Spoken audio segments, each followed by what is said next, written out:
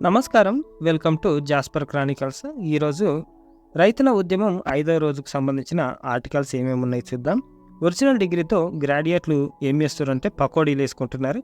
అంటే మన మంత్రులు, ప్రధానమంత్రి గారు ఏమన్నారంటే, ఈ దేశంలో మేము ఉద్యోగాలు ఇవ్వము, మాతోటి కాదు, ఇంతమంది చదువుకున్నారు కాబట్టి పకోడీలు వేసుకోరని చెప్పారు. కాబట్టి వీళ్ళు ఆ ప్రయత్నాలు చేస్తున్నారు.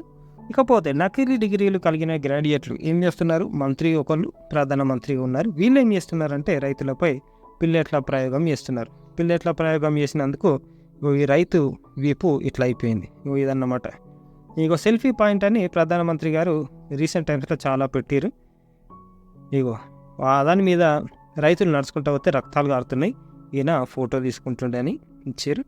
ఇకపోతే ఇంకో ఫోటో, ఆ రైతు నడుచుకుంటా పోతే వీళ్ళు చువ్వలు నాటిరు కదా ఢిల్లీ రోడ్ల మీద, వాగా సరిహద్దు ఆడాడ.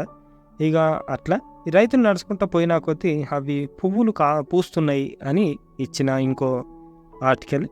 ఇకపోతే కిసాన్ జాము, పాతకాలంలో ఇట్లుండే, ఇప్పుడు కిసాన్ జాము నిజంగా ఢిల్లీ రోడ్లను మొత్తం బ్లాక్ చేసి పెట్టిర్రు అని. ఇకపోతే వార్తల్లోకి పోతే మద్దతు ధరపై కమిటీ, రైతుల ఆందోళన నేపథ్యంలో కేంద్రం యోచన, కమిటీలో రైతు సంఘాల ప్రతినిధులకు కూడా చోటు, ఎంఎస్పికి చట్టబద్ధత, డిమాండ్పై అధ్యయనం, ఇతర సమస్యలపైన కూడా కమిటీ దృష్టి. సూత్రప్రాయంగా వెల్లడించిన ప్రభుత్వ వర్గాలు నేడు రైతు నేతలతో 4వ దఫా చర్చలన్నమాట. సార్వత్రిక ఎన్నికల ముందు పంజాబ్ రైతుల ఆందోళన అంశాన్ని కేంద్రం తీవ్రంగా పరిగణించినట్లు తెలుస్తుంది. రైతు సంఘాల ప్రధాన డిమాండ్లకు ఒకటైన కనీస మద్దతు ధర ఎంఎస్పిపై సానుకూల ప్రకటన చేయడానికి సిద్ధమైంది. ఎంఎస్పి సాధ్యాసాధ్యాలు, చట్టబద్ధత కల్పించే మార్గాలపై అధ్యయనానికి కమిటీని ఏర్పాటు చేయాలని భావిస్తున్నట్లు సమాచారం. రైతుల ఆందోళన నేపథ్యంలో ఎంఎస్పి పరిశీలనకు ప్యానెల్ ఏర్పాటుకు ప్రభుత్వం త్వరలో ప్రతిపాదన తీసుకొచ్చే అవకాశం ఉందని సంబంధిత వర్గాలు తెలిపాయి. ఈ ప్యానెల్లో ప్రభుత్వంతో పాటు రైతు సంఘాల ప్రతినిధులను భాగస్వామ్యం చేస్తారని సదరు వర్గాలు పేర్కొంటున్నాయి. మరి ప్రస్తుతం పంజాబ్, హర్యానా సరిహద్దు ప్రాంతాలైన శంభు, ఖనౌరి పాయింట్ల వద్ద క్యాంపు చేస్తున్న రైతుల ప్రధాన డిమాండ్లు ఎంఎస్పికి చట్టబద్ధత, దీనికి స్పష్టమైన ప్రకటన లేకపోతే నిర్ణయం వెలువడే వరకు ఆందోళన నుంచి వెనక్కి తగ్గేది లేదని రైతు సంఘాలు భీష్మించాయి. ఎంఎస్పికి చట్టబద్ధత హామీపై కేంద్రం ఆర్డినెన్స్ తీసుకురావడం ఒకటే తక్షణ పరిష్కారం అని, ఇందుకు ప్రభుత్వం సంసిద్ధత తెలపాలని కూడా రైతు నాయకుడు సర్వన్ సింగ్ పాంతర్ శనివారం మరోసారి డిమాండ్ చేశారు. వివిధ డిమాండ్లపై రైతు సంఘాల నేతలు, కేంద్ర మంత్రుల మధ్య 4వ దఫా చర్చలు జరగడానికి ఒకరోజు ముందు ఆయన నుంచి ఈ డిమాండ్ వచ్చింది.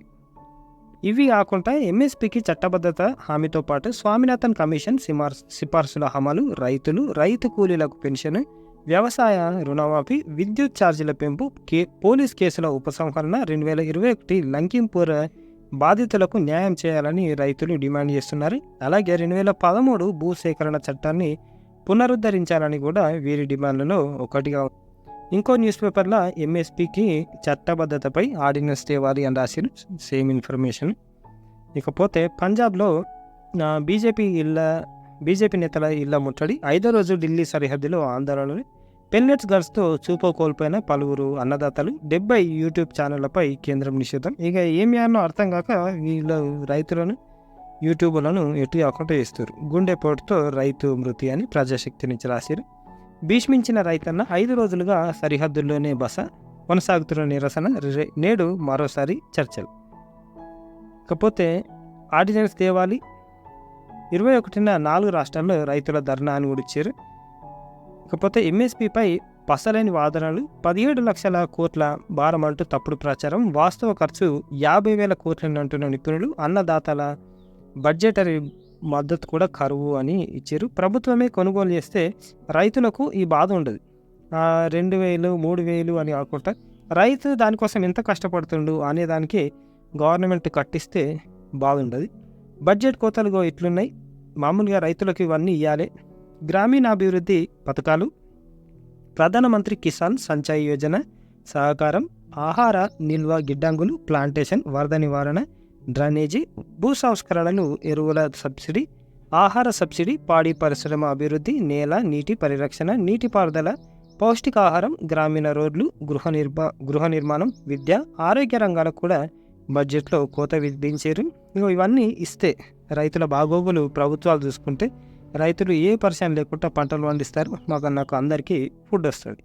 ఇకపోతే మరో స్వాతంత్ర పోరాటానికి సిద్ధం కావాలి అని ఇచ్చారు ప్రజాశక్తి నుంచి. బీజేపీని దానికి మద్దతిచ్చే పార్టీలను ఓడించాలి, రాజ్యాంగాన్ని రక్షించుకుందాం, ప్రజాస్వామ్యాన్ని కాపాడుకుందాం అని సదస్సులో వక్తల పిలుపు అని ఇచ్చారు. ఇంకోసారి అణచివేతకు పాల్పడుతున్న మోదీ సర్కార్ అని ఇచ్చారు.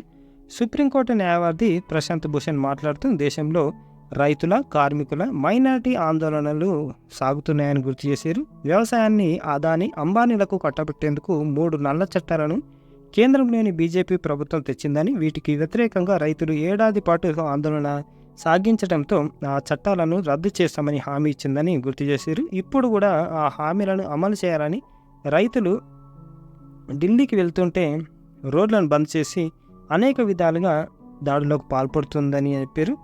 ఆందోళన సాగిస్తున్న వారిపై, ప్రతిపక్షాలపై కేంద్ర ప్రభుత్వం అనేక అణచివేత ధోరణులను అవలంబిస్తుందని తెలిపారు. ఎన్నికల సంఘాన్ని కూడా కేంద్రం తన ఆధీనంలో ఉంచుకుందని విమర్శించారు.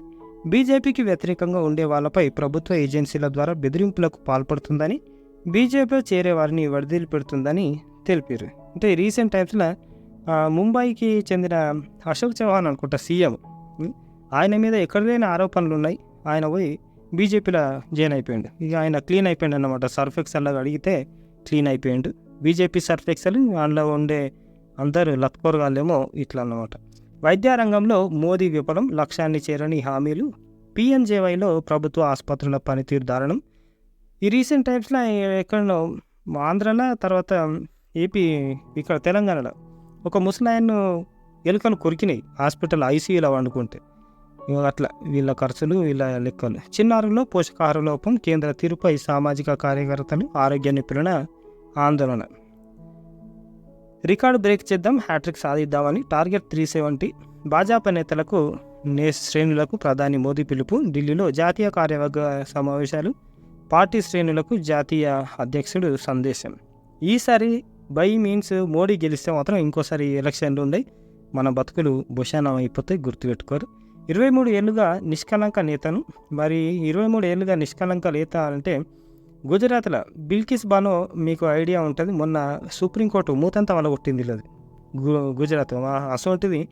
తర్వాత గోద్రా అల్లాలల్లా ఇసోంటి నేపథ్యం ఉన్న ఈయన నేను ఇంకా నిష్కలంక నేతను అని చెప్పుకోవడానికి సిగ్గుండాలి జర.